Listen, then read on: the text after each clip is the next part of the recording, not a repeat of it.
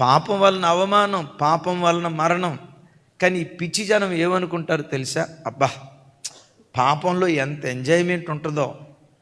Cigarette తాగే యవన బిడ్డలు ఎవరైనా కాలేజీకి వెళ్ళేటప్పుడు ఒక యవనస్తుడు సిగరెట్ తాగుతున్నట్టుగా కనపడ్డాడు అనుకోండి, కొంతమంది పాపం పిచ్చి పిల్లలు అనుకుంటారు, బా వాడు స్మోకింగ్ చేస్తా ఎంత ఎంజాయ్ చేస్తున్నాడో.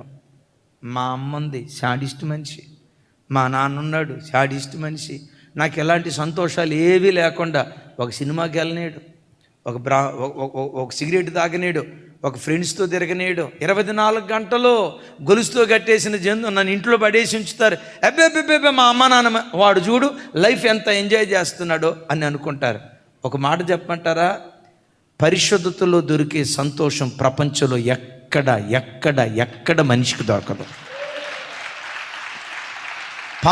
ఒక మాట చెప్పమంటారా? పరిశుద్ధతలో దొరికే సంతోషం ప్రపంచంలో ఎక్కడ మనిషికి దొరకదు.